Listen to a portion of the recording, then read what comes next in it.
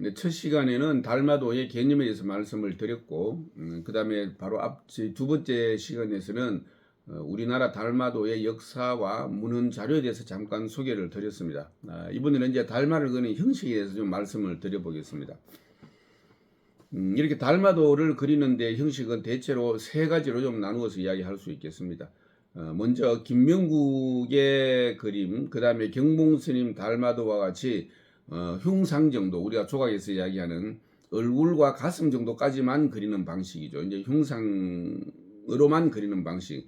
두 번째로는 좌상으로 주로 이제 벽관을 하고 있는, 면벽 군연하면서 때를 기다렸던 그런 이제 벽관을 하고 있는 모습이고, 세 번째는 입상이라고 하죠. 입상이라고 하는 것은 서 있는 모습을 이야기하는 것이죠. 그죠? 근데 첫 번째 경우에는 흉상은 이 달마 스님의 얼굴에 그 초점이 돼서 뭐 안광을 아주 성성하게 표현하는 그런 형식을 통해서 달마 스님이 어떤 기계와 정신을 드러내고 있습니다. 두 번째 좌상은 면벽 좌선이 중점이 되겠죠. 그 다음에 이제 뭐 입상은 처음에 양무제를 만나고 인연이 아니다라고 해서 양자강을 갈대잎을 꺾어서 건너는 이제 그 장면인데, 보통 도강도 또는 이제 갈대잎을 꺾어서 물을 건넜다라고 해서 절로도해도라는 제목으로 주로 이제 그려지죠. 이제 달마 스님이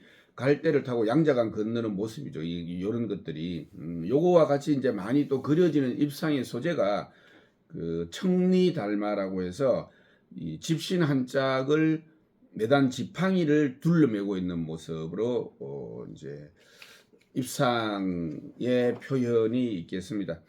근데 뭐 우리나라에서도 달마도는 대부분 이제 벽화로 이렇게 형상화되는 게 가장 좀 일반적입니다. 그래서 뭐 어느 사찰에 가려 우리가 채색 벽화로 그려지는데, 그 중에 하나가 제일 많이 나오는 것이 해가 단비도라고 하겠습니다.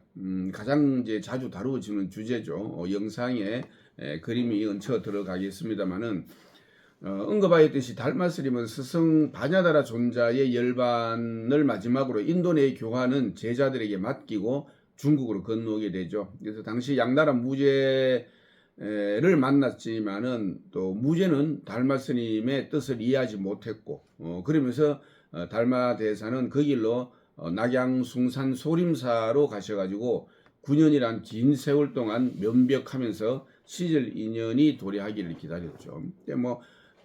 실은 이제 바냐다라 존자로부터 20대에 만나서 바냐도라 존자를 40년간 모셨다라고 했기 때문에, 그때 이미 달마 스님이 한 우리로 볼 때에 한 60세 가량이 되고, 그 다음에 바냐도라 존자가 역시 또 한 60년 후에 중국으로 건너가라고 했기 때문에, 요렇게 계산돼 보면 달마 스님이 중국에 왔을 때는 거의 120세다라는 이야기가 됩니다. 또 뭐 그 당시에 인도에 요가 수행자라든지 이런 분들이 뭐 그렇게 많이 살았다고도 하죠. 대사의 이름 말없는 교화 9년째, 정말 어느 해 엄동설안의 유불선의 이치에 통달했던 신광이라고 하는 스님이 찾아와서 법을 청하게 되고, 그러나 달마는 면벽한 채로 아무런 반응도 보이지 않았죠. 근데 신광 스님은 춥고 눈 내리는 이 긴 겨울 밤을 바깥에 서서 인대로 지새우죠.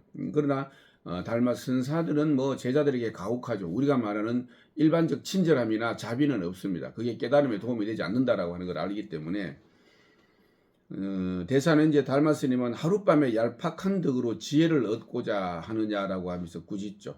이때의 신광은, 그때는 정치적 혼란기였기 때문에 스님들도 칼을 차고 다녔습니다. 많이. 칼을 빼서 왼쪽 팔을 잘라서 정말 구도결심의 척도를 보여줬죠. 이때 땅에서 파초잎이 솟아나서 팔을 바쳤고, 달마 스님은 신광이 가히 법을 구할 만하다라고 해서 신광의 입문을 허락하는, 그러면서 해가라고 또 이렇게 법명을 지어주는 그런 이제 내용이 해가 단비도인데, 뭐 요거 책에도 나와 있고 뭐 영상의 참고 도판으로도 들어가겠습니다. 송광사 성보전에 있는 해가 단비도 뭐 벽화 요런 게 있죠. 뭐 교재를 가지고 계시면은 뭐 요걸 명료하게 볼 수가 있습니다. 그러면서 이제 이 해가 스님은 달마 대사의 가르침을 받고 중국 선종의 2대 조사가 되죠.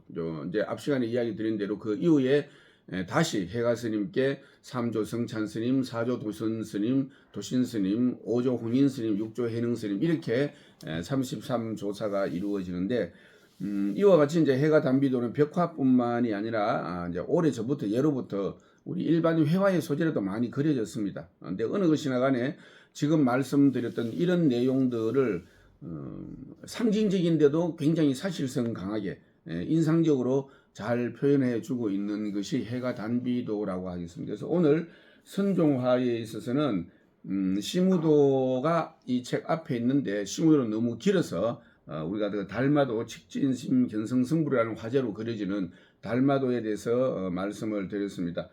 그다음 첫 시간에 말씀드렸던 그 기말 과제 리포트 팔상도 벽화에 대해서라고 하는 부분에 대해서 여력이 닿는 분들께서는 기말까지 가지 마시고 그래야 지금 불과 뭐 한 이제 2주 3주 남은 건데 미리 해서 저에게 보내주시면은 그 성적 처리 내는 일정에 좀 더 도움이 되겠다라는 말씀으로 오늘 수업은 마치도록 하겠습니다.